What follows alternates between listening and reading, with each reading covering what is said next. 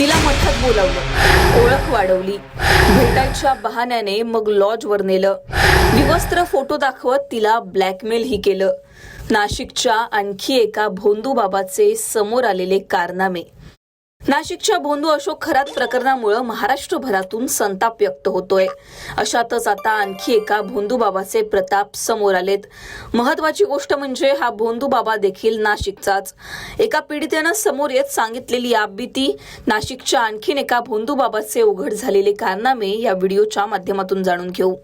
नाशिकच्या निफाड तालुक्यातील धरणगाव येथील एका भोंदू बाबानं महिलेचं लैंगिक शोषण केल्याची तक्रार गुरुवारी लालसगाव पोलीस स्टेशनला दाखल करण्यात आली. या प्रकरणी संशयित आरोपी भोंदू बाबा महेश गिरी उर्फ महेश दिलीप काकडे याच्या विरुद्ध बलात्कार त्याचबरोबर जादूटोणा विरोधी कायद्याअंतर्गत गुन्हा दाखल करण्यात आलाय. 28 वर्षाच्या पीडितेनं समोर येत तिच्यासोबत घडलेला धक्कादायक प्रकार सांगितलाय. या भोंदू बाबानं पीडित महिलेला दर गुरुवारी मठात बोलवून विविध धार्मिक विधी करायला भाग पाडलं. पुढे या भोंदू बाबानं तिचा मोबाईल नंबर घेतला. त्यानंतर सतत वैयक्तिक त्याचबरोबर अश्लील मेसेज तिला पाठवायला सुरुवात केली. 23 ऑगस्ट 2024ला नाशिकच्या पंचवटी परिसरात भेटायला बोलवून पीडितेला त्र्यंबकेश्वर रोडवरील एका लॉजवर त्यानं नेलं.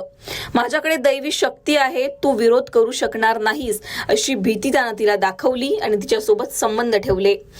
तिचे विवस्त्र फोटो काढून तिला धमकी दिल्याचा आरोप सुद्धा पीडितेनं फिर्यादीत केलाय. ही पीडिता नेमकी काय म्हणाली तुम्हीच ऐका.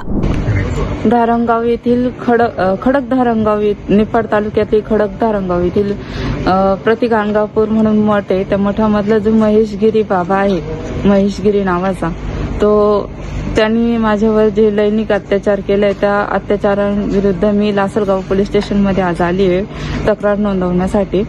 तर त्यांनी सुमारे 2 वर्षापूर्वी माझ्यावरती हे कृत्य झालेलं आहे माझ्यासोबत. मी त्यांच्या मठामध्ये मी माझे जे घरातला प्रॉब्लेम होता त्याच्यासाठी मी एकदा त्यांचं इंस्टाग्रामवरती त्यांचे व्हिडिओ बघून आमची फॅमिली, माझे मम्मी पप्पानी मी गेली होती.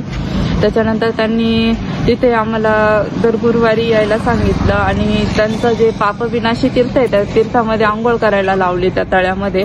त्याच्यानंतर औदुंबराला फेऱ्या मारायला लावल्या. असं 4 गुरुवार करायला लावलं आणि प्रत्येक गुरुवारी 200 रुपयाची पावती फाडायला लावली. अन्नदान करायला लावलं. तिथं घरून येताना 5 किलो तांदूळ वगैरे घेऊन या असं म्हणायचे. त्याच्यानंतर त्यांनी माझा नंबर घेतला वैयक्तिक की म्हणे तुझी जन्मतारीख वगैरे मला व्हॉट्सअपला पाठव. त्याच्यानंतर मी त्यांना पाठवले आणि मला म्हणे की त्यांनी मला 2-3 दिवसानंतर मेसेज केला की हाय कशी आहे व काय जेवली का वगैरे. तर मी म्हटलं की हा बाबा असं मला असे मेसेज करतोय वगैरे. तर मी घरी सांगितलं, माझ्या बहिणीला वगैरे दाखवलं. तर ती म्हणे असंच करत असेल बा. तर मी नंतर कॉन्टॅक्ट बंद करून टाकलं. तर त्यांनी मला धमकी दिली की माझ्या स्थानावर परत पाय नको ठेवू बा असं. तर म्हटलं आता मम्मी पप्पा परत म्हणशील तर मीच त्याला काहीतरी बोलले असेल म्हणून त्याने असं सांगितलं. मग नंतर एक दिवस मग मी त्याच्याशी बोलतच राहिली फोनवर. नंतर त्याने एक दिवस माझ्या पप्पांना सांगितलं की तिला वैयक्तिक मला भेटायला पाठवा पंचवटीला असं. तर मी पंचवटीला गेली त्याला भेटायला. तर त्यावेळेस त्यांनी मला त्याच्या गाडीमध्ये बसवलं आणि मला म्हणे की आपण एकांतात ठिकाणी जाऊ बोलायला असं सांगून त्यांनी मला त्र्यंबक येथील लॉजवर नेलं. तर लॉजचं मला नाव आठवत नाही पण मला तो लॉज माहिती आहे की कोणत्या लॉजवर मला नेलं त्यांनी. त्या लॉजवर नेल्यानंतर तिथे त्यांनी माझ्यावर अत्याचार केला. अत्याचार करताना असं होतं की मला तिथे ना आवाज पण करता येत कारण त्यांनी मला सांगितलं की माझ्या गळ्यामध्ये रुद्राक्ष आहे माझ्यावर आणि तो होताच असं राक्षसासारखा का मला त्याचा प्रतिकारच नाही करता आला. आणि नंतर म्हणजे मला कळत होतं की माझ्यासोबत काय होते पण मला हे बोलताच येत नव्हतं. आणि नंतर त्यांनी मला म्हणे की तू किती पण काही कर माझ्या विरुद्ध तू काहीच करू शकणार नाही. त्याच्यानंतर त्यांनी मला तिथून जे हे मुंबई नाक्याचं जे सिग्नल आहे तिथं त्यांनी मला सोडलं.